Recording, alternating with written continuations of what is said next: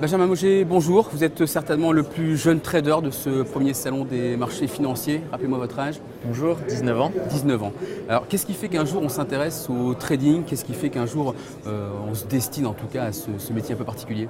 Alors tout a commencé sur World of Warcraft où j'étais trader, jeux vidéo en ligne, et j'étais trader au compte d'une guilde, c'est-à-dire que je vendais par exemple une épée bleue parce qu'elle était à la mode pour essayer de faire des plus-values, ou une épée rouge après, et c'était le but. Et après je me suis intéressé au trading et donc je suis allé dans une école de finance et ensuite j'ai fait les talents du trading, donc c'est là que ça m'a développé, je suis arrivé troisième.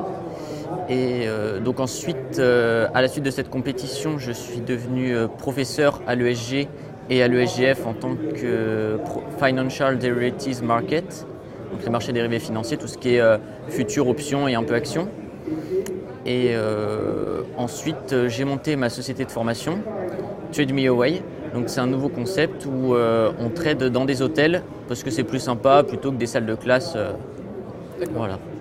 Mais donc ça c'est quoi, une formation de conseil? Vous accueillez des gens, vous les formez à quel type de produits, justement, quel type de produits dérivés?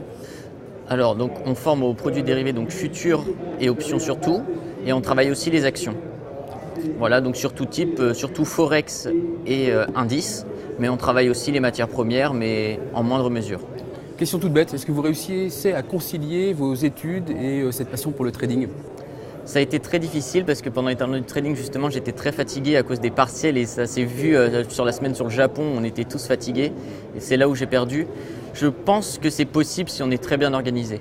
D'accord. Hier, par exemple, le Japon qui a décroché de plus de 7%, en baisse de plus de 2% à l'ouverture à Paris. Quels auraient été vos conseils en tout cas en matière de formation, de trading? Alors là, ce qu'on voit, c'est que les marchés montent très haut et on est vraiment dans une sorte de mini-bulle. C'est-à-dire que les marchés prennent du potentiel à la hausse pour avoir du potentiel à la baisse en cas de mauvaise nouvelle. Parce que le marché ne peut pas baisser, on est plutôt dans un bon sentiment.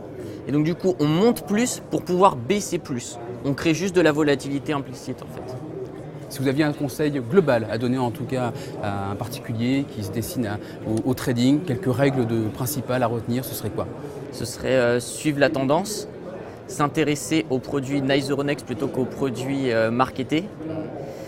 Et qu'est-ce que je pourrais dire? Si on ne suit pas la tendance, ne pas rester si le marché nous donne tort. D'accord, couper ses positions. Voilà, ça ne fonctionne pas. Voilà.